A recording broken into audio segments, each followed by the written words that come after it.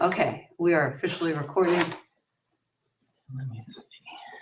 So, welcome everybody that's here for our brown bag and everybody that's online.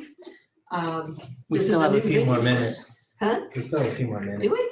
What time is it? 5 minutes. Oh, okay, well then we'll wait. I told you, it's terrible on the light bulbs up there. All right. Is he out here? Made himself right at home. Oh, what a cute cat. He's The already cat out idea. there. We have one under, That controls Ashley, the camera. and Oh, that occasionally just there's a controls couple the of them, and it might, right under the seminar. There it is. I enjoy it. And The Tom, mouse we might did get vegan food in case. What? Yeah, Where? all of this is vegan friendly. Oh, it is? Yeah. Yeah. The only concern That is should that. become your policy from now on. It should be. Save the animals while you, learn stuff. Well, we learn things. I like it.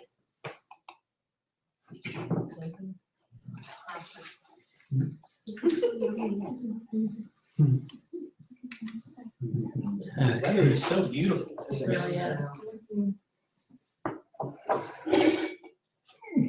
Oh, good idea.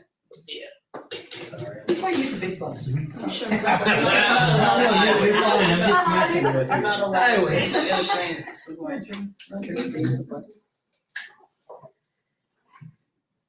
It's nice to get out of my house. Yeah.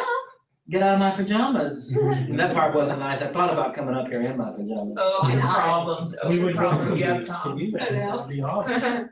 Hey. First world problems. Hey. I call These are that. actually my pajamas. The man. What's up? Hey, Yes, I I sent you do. an email, I do. because I'm gonna march on the statue Okay, downtown, yeah. and I want you to see it. Okay. What's up? When do you think about doing it? Second Keep week the camera of on the people. April. You're so, you know, I mean, We can do something. Glad you could Got the make it, look in. TJ. Hey, Dr. Price. Hello. I know. Great. So how, I ain't seen you since 1962 when we were marching with Martin. Yeah. How you been? Good, how are you? Yes, Dr. Sterling. Right Make to it your through. left. You just go up the little platform through the second door. Yeah. On your Not my left. favorite. Dr. Nate, so we're doing,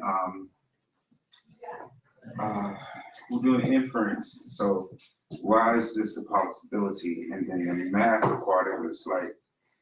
I know. That's why I stayed in humanities.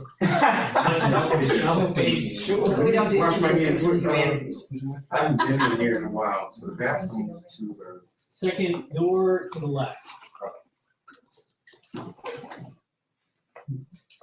I think I just ate lunch. Did you? I had to go.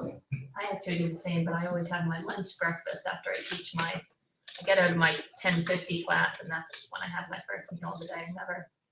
Not a big breakfast person right now. I usually leave for lunch. I need to get away. Be careful, this is on tape. I do, I really like that. it's just, you need that break in the middle of the day, and if I just sat here, it would- I think this is some sort of, I think the changes in raise stimulate the brain wave. and I think it's banana, 'Cause I can't and really, cranberries. Yeah, students, Yeah. like if I'm In a in newer class. environment or classroom Yeah, like if I'm in environment. the classroom, I can't eat because I've Oh, always been cool. trained to not eat. I like in those. class. That's right. So I'll go somewhere else. Interesting. That is right. Well, I think there's a lot of discussion now about how overworked we are, and I do think we need more breaks in our lives. We need the chance to breathe and, this go, do more, here's less. It needs to change. People need to be respected.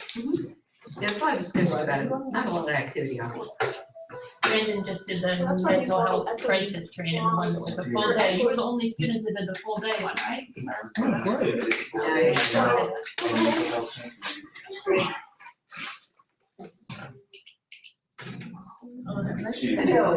Last night I decided to make a PowerPoint anyway, just because, It turned out it worked, so. It's always nice to have it. I mean, I don't put words on them, I just do pictures, but still, it's always nice to have pictures. Your pictures are great. And thank you to Laura and Cordell for getting the food and organizing. Thank you, Laura and Cordell. Yeah.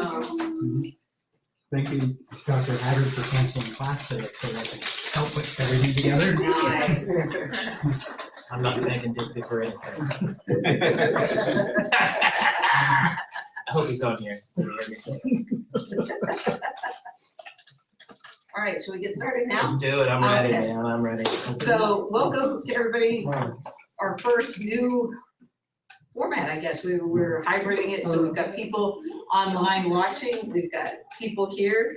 I want to thank the Honors House for letting us come here, and Laura and Dixie for Dixie, Patty got Dixie, Laura and Cordell, for setting all this up, getting the food, Dean Savoy for figuring out how to pay for the food. My pleasure.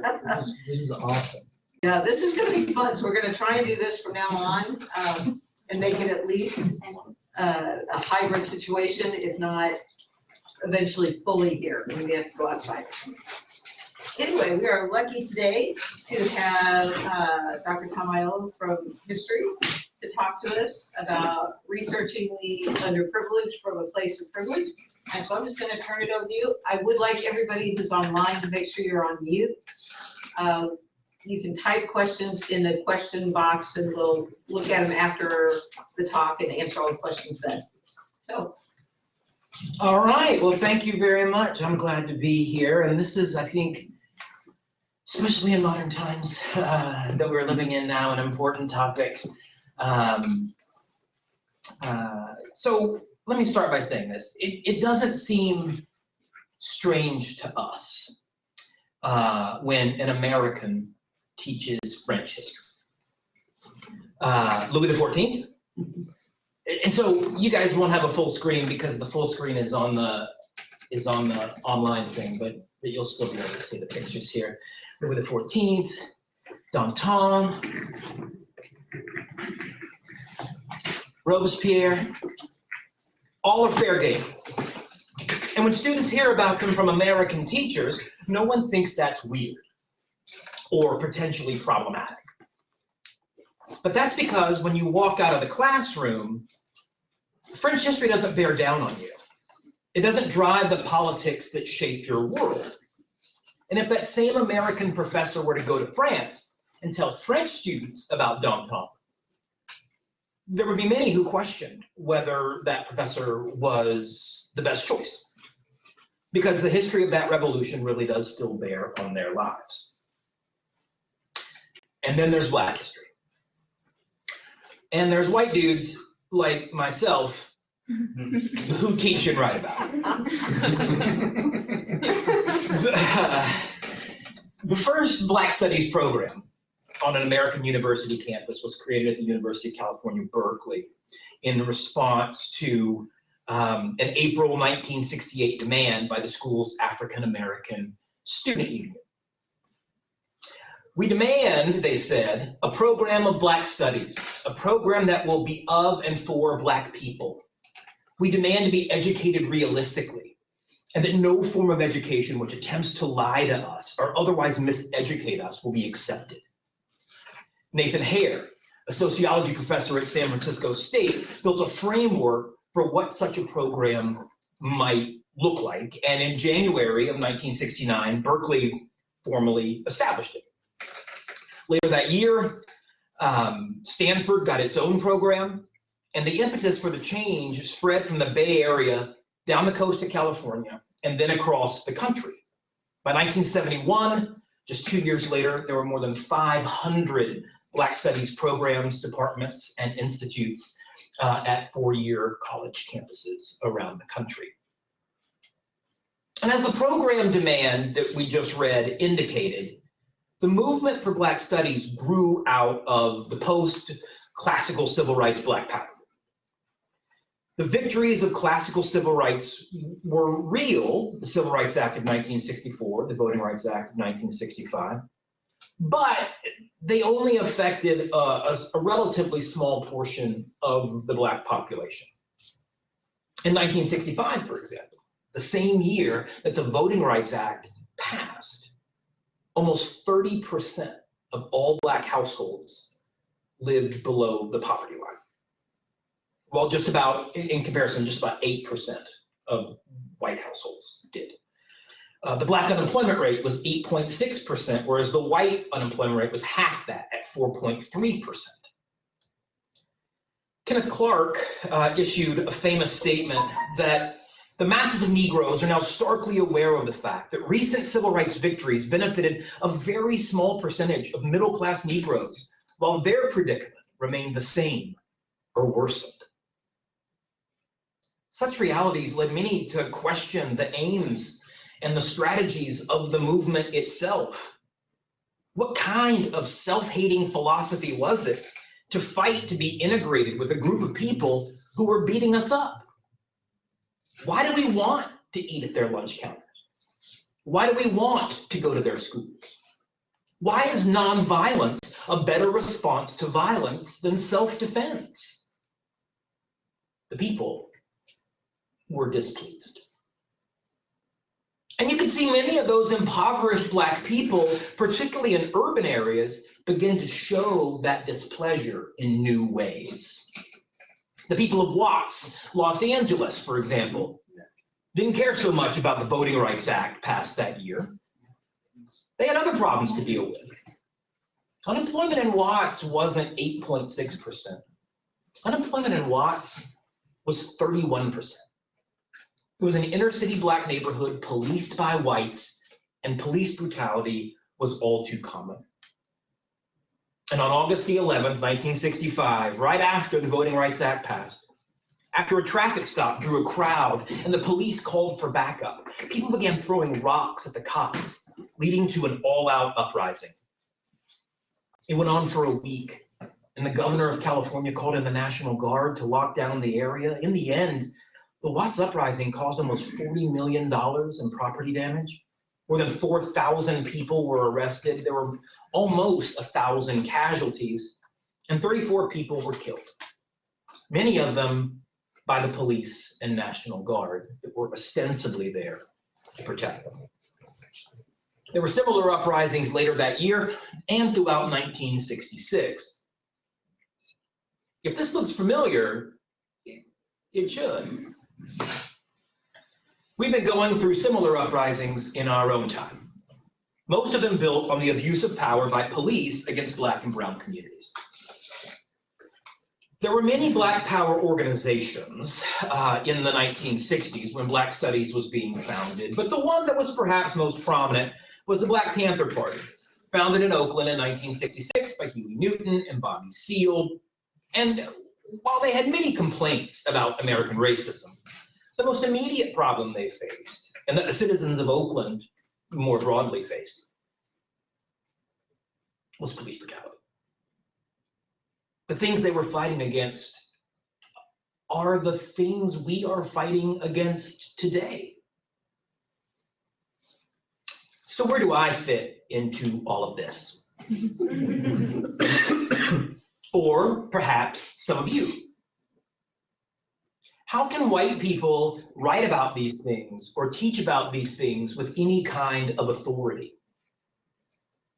While I support an end to police brutality, and in fact, I support an end to police forces entirely, I don't have to worry about them in any broader sense. I get stopped for speeding all the time. I have never once had to fear that the cop who stopped me might end my life as a result. I have never once had to worry that authority figures might not take me seriously or might not treat my concerns with respect. I've never had to feel the weight of racial hostility, much less the weight of racial history. The only microaggressions I've ever had to deal with are people talking about me behind my back because I'm a weirdo.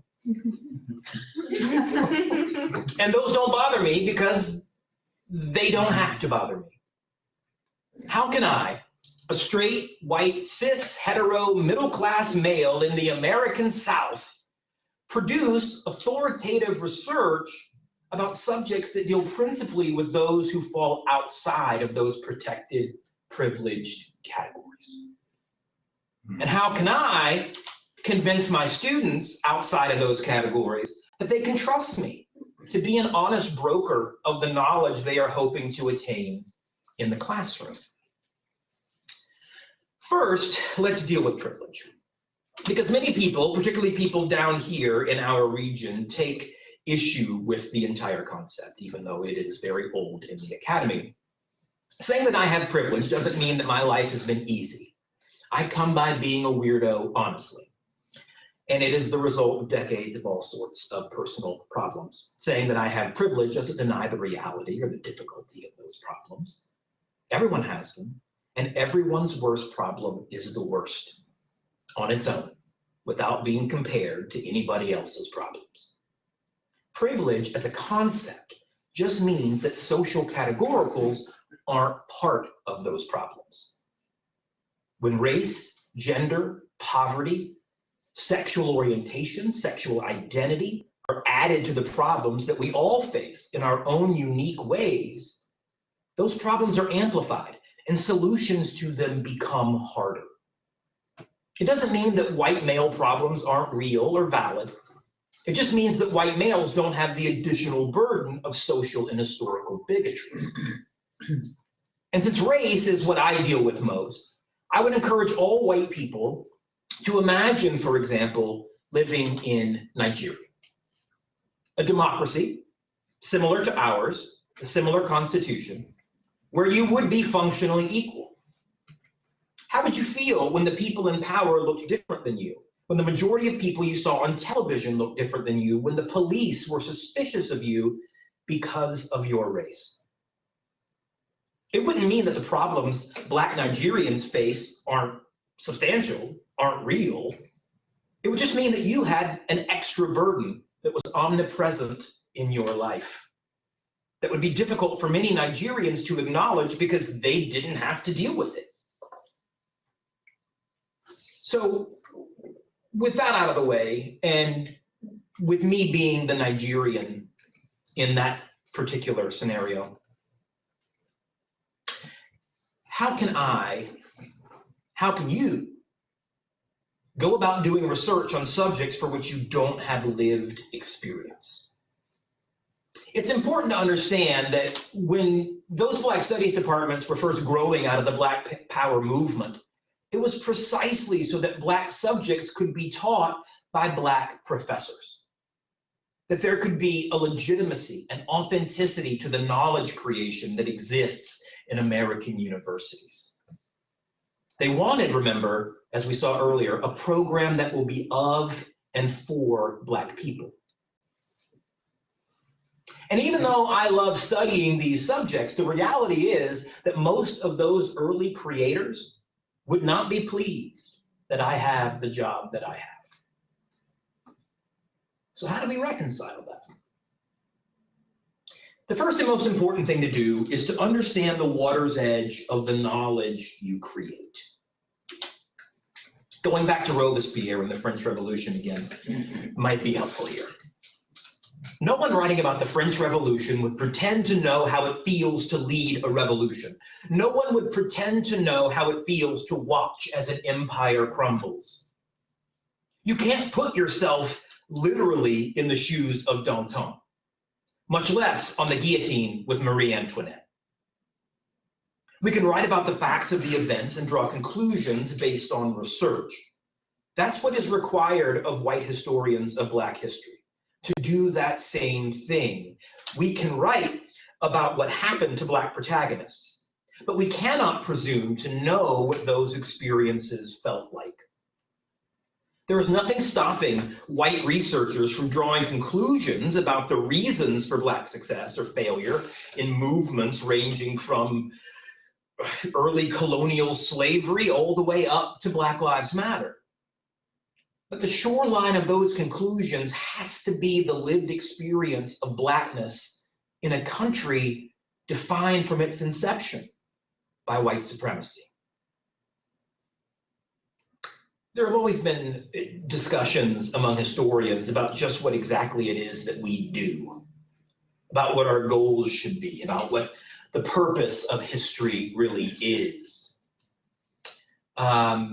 In my graduate historiography seminar, we read, somebody has had to experience that.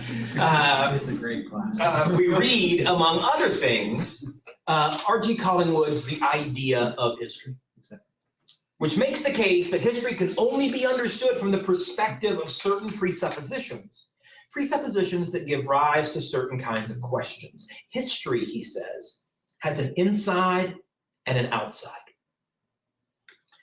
By the outside of the event, he writes, I mean everything belonging to it which can be described in terms of bodies and their movements. The passage of Caesar, accompanied by certain men across a river called the Rubicon at one date, or the spilling of his blood across the floor of the Senate House at another. By the inside of the event, I mean that in it which can only be described in terms of thought. Caesar's defiance of Republican law, or the clash of constitutional policy between himself and his assassins. The historian is never concerned with either of these to the exclusion of the other. He is investigating not mere events, where by a mere event I mean one which has only an outside and no inside, but actions. And an action is the unity of the outside and the inside of an event. He is interested in the crossing of the Rubicon only in its relation to Republican law, and in the spilling of Caesar's blood only in relation to a constitutional conflict. For Collingwood, the task of historians is not to establish that a past event simply happened, but to reenact the thoughts of historical agents. This is an epistemological position that we generally refer to as psychologism, and it can be problematic for white historians doing Black history. One of the more infamous examples of it was when white historian Stanley Elkins wrote in 1968 that the typical plantation slave was docile but irresponsible, loyal but lazy, humble but chronically given to lying and stealing, his behavior full of infantile silliness and his talk inflated with childish exaggeration. His relationship with his master was one of utter dependence and childlike attachment. Indeed, it was the very key to his being.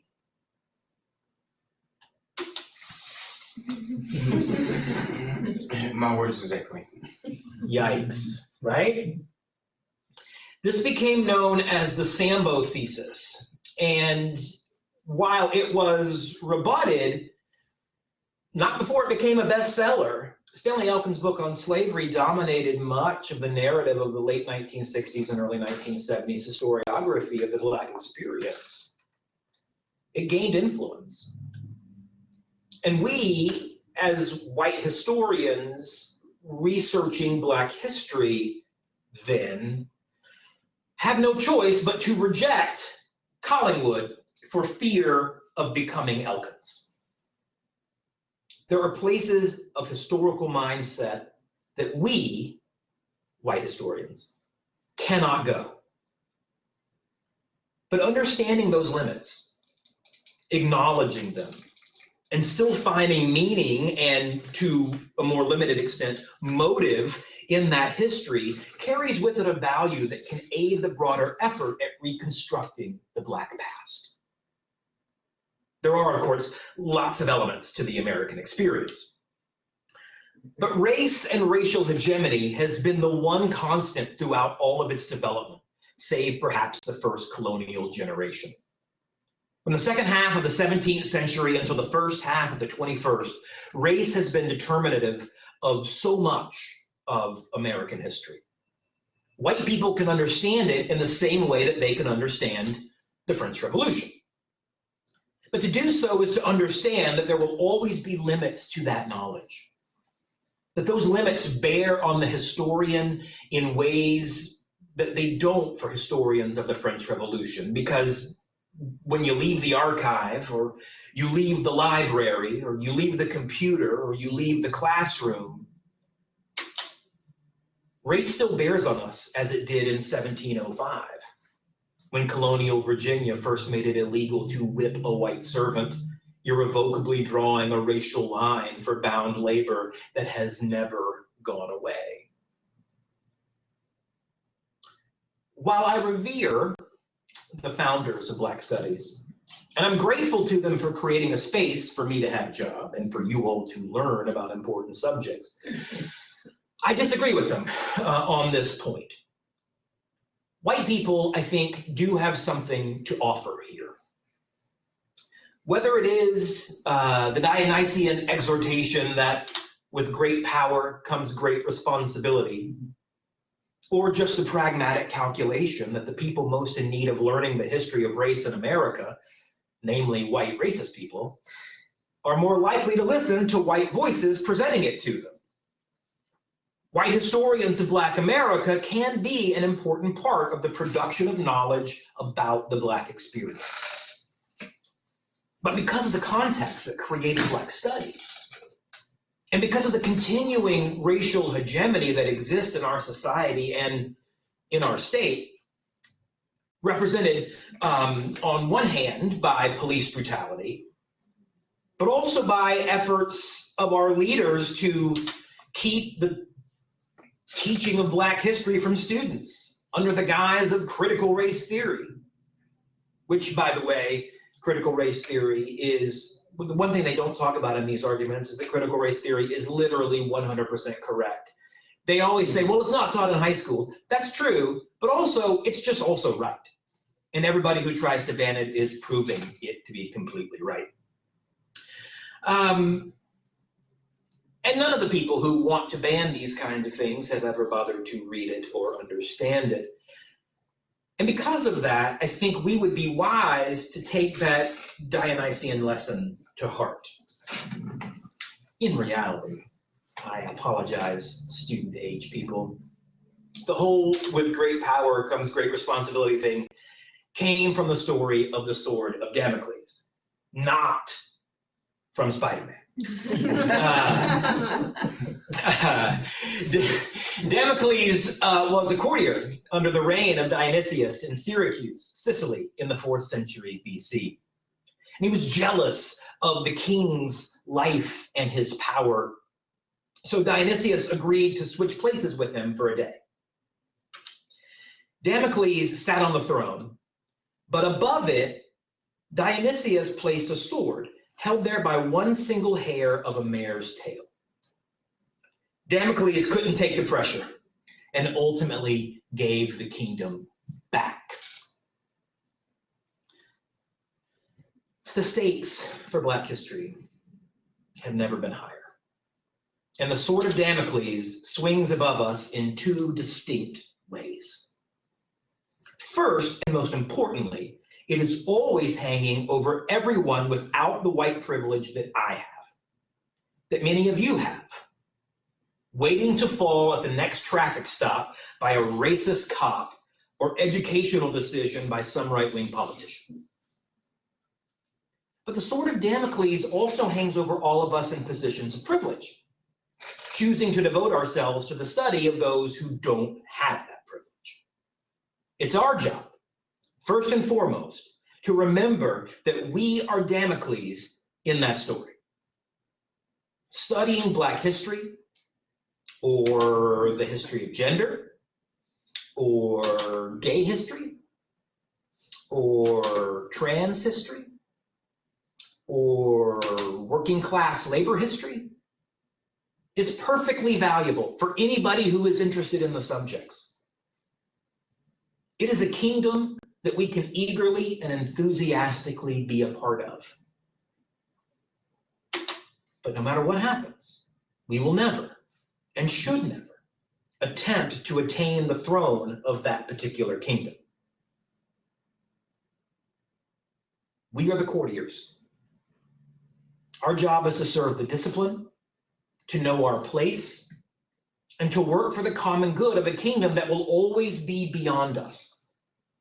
And as long as we remember that, the sword won't fall. Our privilege will remain in check. And we can do good work in generating important knowledge about groups desperate for more recognition and more understanding. We can in other words, do exactly what the creators of Black Studies originally wanted in April of 1968, even if they couldn't imagine someone who looked like me doing it. Thank you.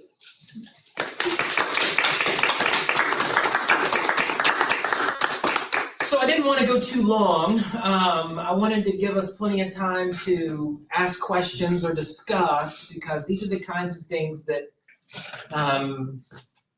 we think about when we're writing this stuff in our house by ourselves. But oftentimes, these are the kinds of subjects that clam us up in public. So what do you think? Before we get there, Cornell, will you switch over so we can see if there's any people, if there are going to be any people who collaborate that want to ask questions? Yeah, no, right, absolutely. I should mention one of, it was interesting, one of my early books was about the Bayou Classic football game. It is a contest between the two major HBCUs in Louisiana, Grambling and Southern, and every year it is played in the Superdome. It is a very big event in Black Louisiana. And as part of that, I went to that game. And I went by myself, purposefully, so I could feel what it was like to be the one white face in 75,000 Black faces. And of course, nobody was mean, and everybody's cool, nobody cared. I mean, everybody was fine. But even though everybody was fine, and even though I had nothing to worry about, and even though we were all just sports fans watching sports, you felt it. You felt your difference. And the vast majority of people who complain about racial problems today, from the wrong side, of course, talk about how white people are being abused and how there is no real racial schism and we shouldn't have to learn about these things, and we don't want our kids to feel uncomfortable in school because they have to learn about slavery. Those people have never been in the Superdome on Bayou Classic Day. And I think we would all benefit from a little bit of that, so as to appreciate even just a sliver of the kinds of things that we will never be able to understand. What do you think? Well, I thought that this talk would be a good one for DJ, because DJ, what's the name of that book that you're using for your project, and then I put it up on the projector and you saw the author and you made that comment, and I thought that comment directly relates to this talk. So what was that book, remind me? Oh man, just understand. The name of the book is called No Common Ground: Confederate Monuments and the Ongoing Fight for Racial Justice. That I'll be using. By one of my great friends, Karen Cox, who I said was the whitest of the white people. I was like, why did I say that? Because she had blonde hair. It's a actually short white. cut. It used to be blonde. It used to be blonde. She's in the process of retiring, right? Okay. So my own racism puts front and center and question. I'm listening to a white woman with blonde hair talk about Confederate statues and what she knows about racial justice. When I dove into the book, I have not put it down yet. Yeah, Karen Cox is the reason she wrote that book is specifically because her early book was called Dixie's Daughters. It was a history of the United Daughters of the Confederacy, the same people who put the statue on the lawn out front. She mentioned that, yes. And because of that, whenever the monument stuff started coming up a few years ago and everybody kind of went nuts, she was the call for every media outlet, because it was really the only book that existed on the UDC and their whole monument thing. And so she realized that she needed to kind of update that and keep it going. But I think she's a good example of what we're talking about here. She is somebody who is from Mississippi, from rural Mississippi. She got her PhD from USM. University of Southern Mississippi, Hattiesburg, which is, Hattiesburg makes Valdosta look like New York. So, you know, and yet she has been able to understand where she comes from and turn it into a kind of knowledge making that, with a historical perspective that is able to show a lot of people who might not otherwise know why these monuments matter and how they got there and why it's a big deal and why it's not a 19th century thing, why it's very much a 20th century thing and those kinds of things. And once I feel that, you're so correct. She is a carrier. She did not overstep her argument as I'm moving into the chapters, take my time reading this book. She gave me my answer. Everything that I've been fighting for the last year or so, you know, we want to change some of the streets, help every roads, we beautify our city, give more knowledge to this. When we actually looked at the monuments itself, they're no different than the white-only sign. It was put there for that privilege, but if I want to control you, what white person in 1920 wanted to be called a nigger lover? So, not many. So it was a suppression, which I call, what I found out, this comes with Weber's legitimization of power. You go through all three grounds, rational being that we put these people in power, well, they put themselves in power through massacres, through fear mongering and everything to get in power. And once they were in power, they made rules, which comes up to our great 1890s going down after their verification by Plessy versus Ferguson, that you can be separate but equal. That just gave them more tools to the fire for them to make the Jim Crow laws. Now, the United States and the Confederate is so important in this because Karen talks about how powerful they were. That you had dignitaries in South Carolina that showed up to their opening of a house and gave, not only gave at this time, this back in 1911, gave them $30,000 to build the place, then an extra $9,000 every year to maintain it. That's some serious lot of money. Listen, so there are plenty of examples of elections in the South in the first 3 decades prior to the Great Depression in the South of candidates being attacked by their opponents because their wives weren't members of the UDC. I mean, that's the level of kingmaking that they had. But that's what we're fighting. We're fighting a narrative now. We're not fighting against whites and blacks today. We are fighting a pseudo-historical account that was taken in the context that we gave life to, which was Pollard's book, The Lost Cause. The United Daughters of the Confederacy took that, and now they're training their children who end up becoming our lawmakers, which make the Jim Crow laws, which keep us separated. So, white boy, if you don't stay in line, we're gonna lynch you. Black person don't even speak up, because you're gonna get lynched anyway. Even if you walk down the street like my cousin and you whistle in a direction, then they end up dragging you down Lee Street. God bless his dead, I never met my uncle. Excuse me, my great uncle. Yeah. But these are the things that, you know, when we see about ourselves, we really want people to understand. And I'm not trying to dominate the conversation, but the change is difficult. But the statue itself is nothing but another sign to suppress us, to keep us in place. That's why it must be moved from our courthouse line, because they want to so far honor the dead Confederates. Why is it not in sunset?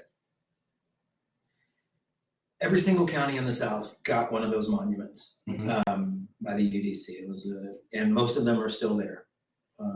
Almost all of them are still there. I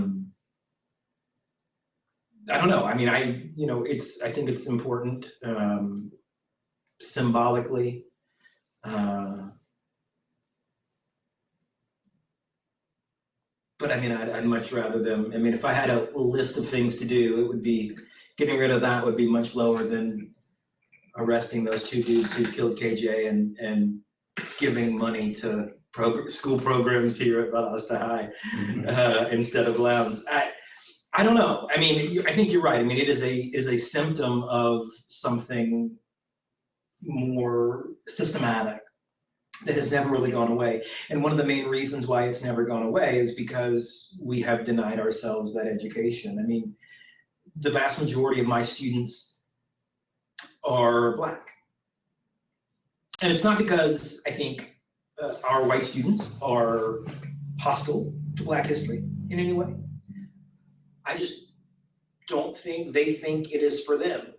I think they have been kind of had it pounded into their head, not in an overtly ugly racist way, but just in a this is how we whitewash things in Valdosta kind of way, that Black history is something for them. And so what it ends up creating is a situation whereby the people who need to hear those stories the most are the ones who can't get it. And they've learned from that. AJ mentions here up in the chat about the way they're going about in the secondary and primary ed, trying to erase Black history, specifically because it makes white people feel uncomfortable. And I don't know the answer to that, AJ. I wish I did. My comment has always been, let them take whatever they want out of school. I'm going to give it to those students when they get here anyway.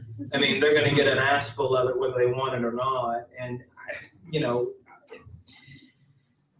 but you're right in that something needs to be done. My problem is that I've just never really had any experience with primary and secondary ed ever since I graduated high school. I mean, it's just a totally different world than what we do. And so I don't know what they're being taught now. I don't know what kind of dramatic change that will be. I do know from friends in Texas that they changed their book, their history textbooks, to get the word slave out of them, and they call them bound labor so they won't have to use the word slave in their textbooks. I don't think our textbooks are like that yet, but I imagine they probably will be soon. That's a great point, Dr. Ramirez. If they're going after, that's why we got to stop Senate Bill 377. See, you already don't talk locally. I've gone to different states where they teach the local history of that city to their children, or of that state to their children. If you notice that down in the South, you won't see that many states teach their local history to their children. That's done purposely, not to. Oh, And it's just like commemorating the street. We're only going to tell you that the street is named this, but we're not going to tell you how we commemorate it and what we set it up there for. That way, I can keep you two fighting. So here's my question. Do you think some white people are actually victims of the past? Of their ancestors? Listen, all the way through, all the way going back. I mean, it doesn't absolve them of anything they're doing wrong. Don't get me wrong. Okay. You can be a victim and still be a perpetrator at the same time. Things are more complicated than that, but absolutely. I mean, if you grow up, I grew up in a place called Monroe, Louisiana, which is just like Valdosta. I mean, it is a rural cotton hub in a part of the state that is known for lynching, slavery, and racism. I mean, it's the exact same place. It is 15 minutes from Ruston. I used to go there all the time. And one of the reasons that I got into this subject from the beginning, I did not go to college thinking, hey, I'm going to go study Black history. That wasn't what happened. It's just that I got there and learned, wait a second, why was I never taught any of this when so much of it happened in my hometown? And it drives you crazy, and you want to figure out why. And part of me takes hope from that, in that college is the place where you're supposed to have that transformational turnaround. I mean, we unteach just as much as we teach. I mean, half of what I do in a Black history class is getting rid of all the dumb shit people's parents have told them over the years. I mean, unlearning is just as important as learning in college. And that means something, and it meant something to me. At the same time, though, as AJ brings up, they now want to include us, and I can only tell you that they will not terminate anybody for teaching racial stuff. I can guarantee you they won't. They'll put it in there. They'll try, but good luck. Come fire me. Come try to fire me when I teach critical race theory. I mean, I make all the freshmen read Faces at the Bottom of the Well. I mean, as a freshman, That's a good one. just to make sure that they get critical race theory the moment they get to college. If they have me, they're reading critical race theory from day one, even in the non-Black history classes. Yeah, what's so funny about that is that critical race theory is not new. It has been around for what, 30 years, 40 Faces at the years? bottom of the well. And nobody even 92. Yeah. Yeah, 92. Well, right. I mean, the way these things normally go is that new theoretical models or new terminology tends to start at the university and make it into the public sphere about 10 years later. That was the way it was with privilege, which was largely a concept from the 80s in the late second wave feminism, and ends up moving into the public realm in the mid to late 90s. And now it is, it kind of cycles through as something we care about. It usually takes about a decade for the kind of things that we talk about to disseminate out. I mean, it's important for you guys to know that at the university, all this is a knowledge factory. And we disseminate knowledge two ways. We disseminate it, hopefully, down to you so that you can go out and do something with it. And then we write books and stuff to disseminate it out to everybody else. And because we problematically and sometimes use jargon and ridiculously highfalutin language, and because a lot of people are good at their subject, but because of that, they're bad at writing. It usually takes a while for the kinds of things that we disseminate at our factory to get out to the mainstream. It's a problem that we often call, if you ever hear it at the school, town and gown. The separation between, let's say, for example, the city of Valdosta and the university, which they like because it has jobs, but they also don't like because it brings in a bunch of liberals from all over the country to kind of live here and be around them.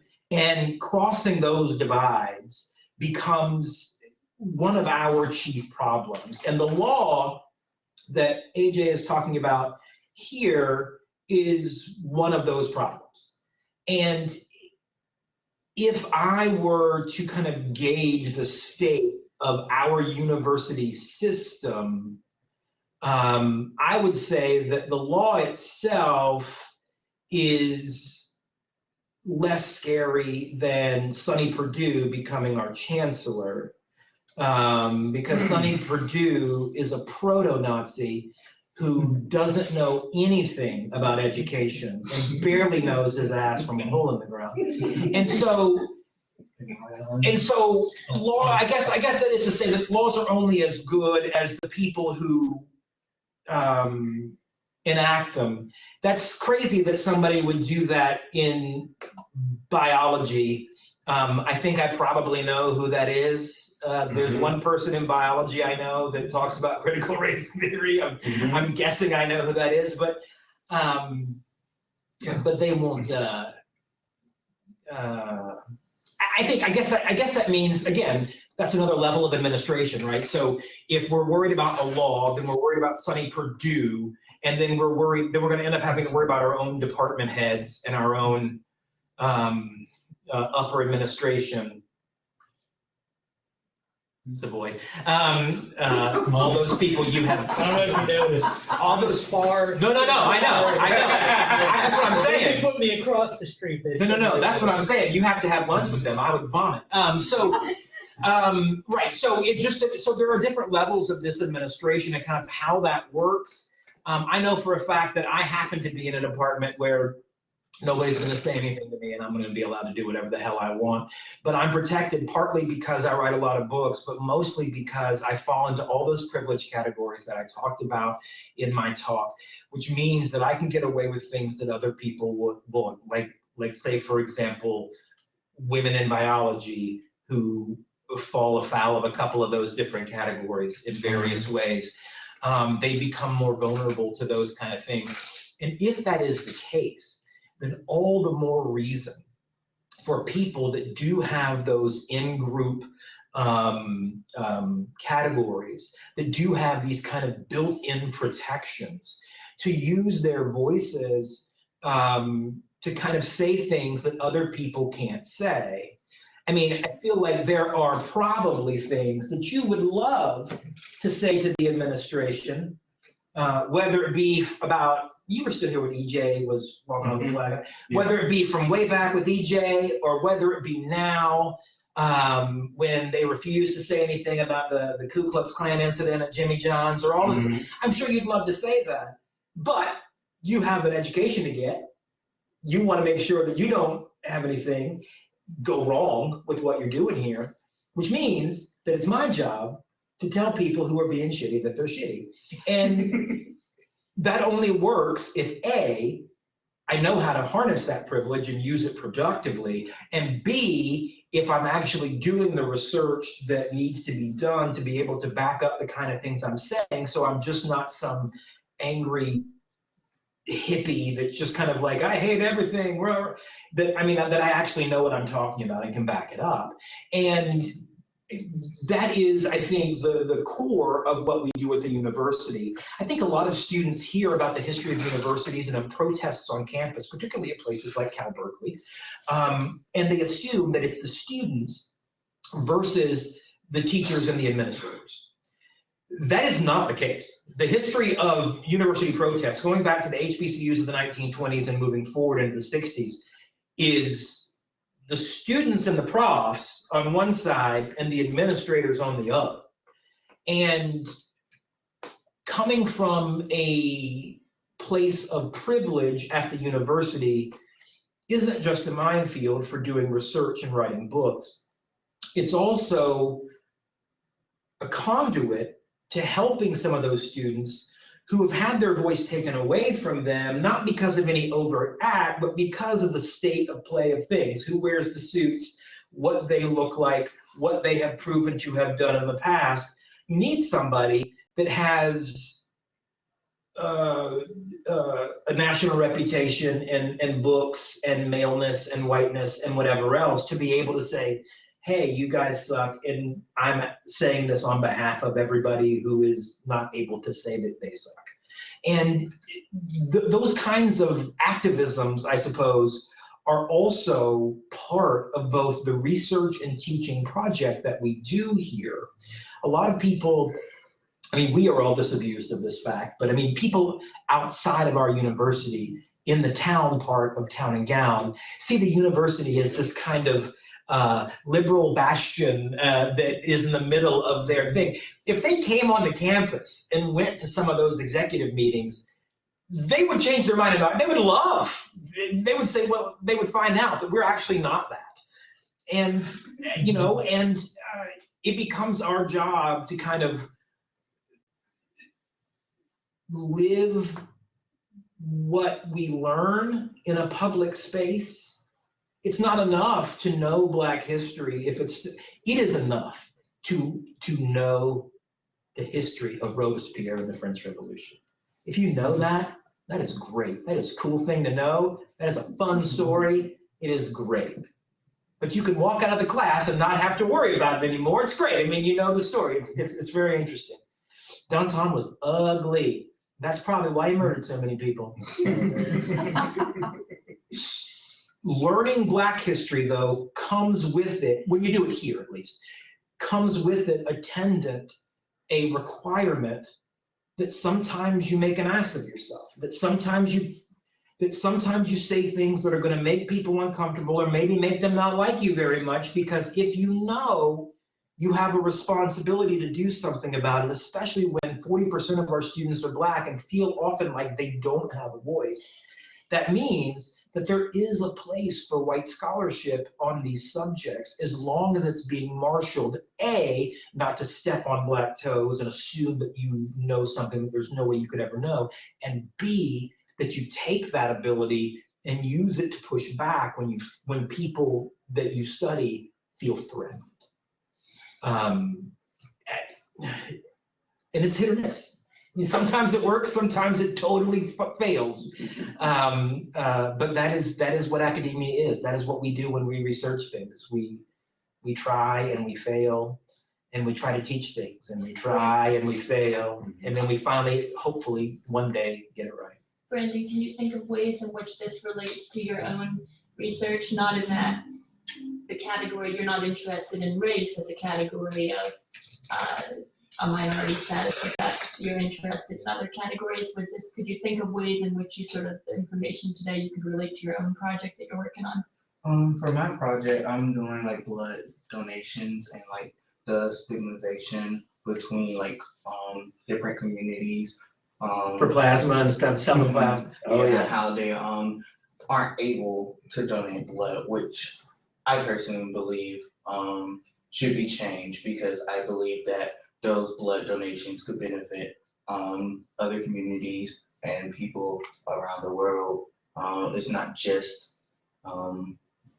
based on their circumstances. And I believe like this topic right here relates to my project in terms of just like the stigmatization between like different communities, like the Black community, white community, and how I wanted to go back to what you said earlier. What was it about the you mentioned We mentioned a lot of things. Yeah, you mentioned a lot of things. You mentioned something about one of your family members. I can't remember exactly. Your great great uncle. Yeah, your great uncle. Yeah. I don't know exactly how to put it, but I just believe that I don't know exactly how to say it. I understand, yeah. Sort of, like trauma and being able to relate to some of those experiences and some of your personal experiences as well that you've shared with me, some of that you can relate to that.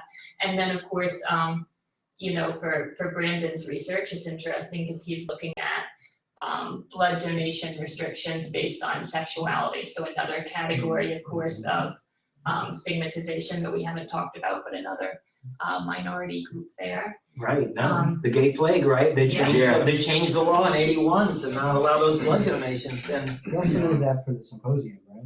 Yeah. I remember seeing that. I read the abstract and I was like, this is really cool. Yeah, Oh, that's This is a really good project. Yeah, I'm looking forward to seeing that. the restrictions. I've noticed that there's actually been a recent change from when I was in high school. It was 6 months that you had to wait before you were able to donate, and now it's changed to 3 months. And I've seen where the FDA is trying to overrule that to where there is no restrictions at all. And they've shown that they will change on that before. I mean, when I was growing up, they wouldn't let people with tattoos donate blood, and they changed that because tattoos have become ubiquitous. And so they have at least demonstrated something along those lines, but you're right. It's the ones that actually hurt people that they take the longest to mess with, right? I mean, the ones that actually affect people's lives are the ones that they don't want to, which means that all the more that people with a voice need to make sure that they get solid research and then use it for something that's valuable. Thank you. It's a great project. Great project. I grew up here. Oh, you grew up in your hometown? What you reading, peoples? Booker. The Bookers? Yeah, I know some Bookers. So, That's about us, but. people go downtown, they go take pictures and stuff. Mm-hmm. Do you know why the walkways are there downtown like that? Why they got all that open space? No. The Black people weren't allowed from the front door. And see, there's a constant, and I bring that up because there's a constant reminder of how our city is set up that keeps people in place, and they try to cover that up by saying nothing or doing anything else. So that's why it's so important for us to fight for social Or by justice. literally building an overpass. Yeah. Yeah, let's go to overpass and destroy all the Black businesses. Yeah, they have nothing now. Oh, no, I'm not gonna go there, because that wasn't Miss Council and the rest of them that voted on that. That wasn't what they thought it was gonna do, but it ended up destroying Black business, because Black people didn't have to come across trash, period. They had everything they needed. Grocery stores, all that, laundromats. It's nothing So it's a lot of things. Oh, feedback. Yeah. A lot of things. Like I'm gonna tell you interest. I'm gonna tell you about first time I met Dr. Aiello, right? New professor here in town. You know what I'm saying? And he's walks in and taking his class and everything. And there's this one black guy that I know you remember this. I still talk to him sometimes. He still talks to me. Oh yeah. He still sends me emails. Yeah. Sweet. Going back and forth about how he was so unqualified to teach African American studies. So as I'm in this class, and Tom just walks in, because first time we don't even know what the guy is. Everybody thinks he's a student because he's holding his sandals. I go barefoot normally. Yeah. Pre-foot surgery. So the interaction of how Tom handled it in that moment with this other students, because I'm paraphrasing, made me respect him even more. You know, and that was doing a very, like, everybody has a reason they do the work that they do. With me, it was the stabbing and the reconstruction surgery and being profiled, which caused my life to go into a totally different direction than what I had to accomplish, what I thought I was going to accomplish. So when we talk about racial justice, is basically what Tom is talking about. He's talking about from a privileged stand, why white people, why I should teach this, why not. But he's more than just a carrier. He helps carry things on. And you can do the same with everything that you believe in and how you are putting your perspectives together, because if we don't fight, who is? And if we stop now, we're just showing them ways that they can win next time to suppress what they call critical race theory, which is just race theory, in my words, that should be taught. Because one day I really want VSU to make it mandatory to take a African American class. That's what would be. But guess what? They get around it because, you take APAM or you take gender. Oh, not even better, take Native.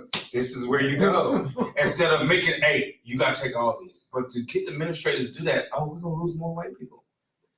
That's why we're sitting here recruiting at country clubs around the state. Did you know that? No, I didn't know. Oh man, if you it's open record. It's right. I'll happily go on those trips if they want me to. I'll happily go if they let me into the club. I mean, come on. Why have you not asked? I know.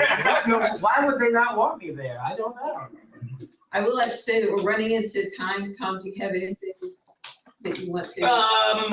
I'll just, as a final thing, I'll just say that your skepticism about Karen's book and the students' skepticism that I have to dissuade them of every fall semester about why the white dude is doing this is right. It is not. It is the burden of me and Karen to demonstrate that we know what the hell we're doing. It is not on you to just assume that we do. Don't ever feel bad for doubting a book written by a white person about Black history or doubting a teacher who is white and doing Black history. They need to prove it to you. And the good ones know that is part of their responsibility. And so don't feel bad about that. I mean, that is very much something that that is on us. And we know it, and that is what we try to do. Somebody has their hand up. You're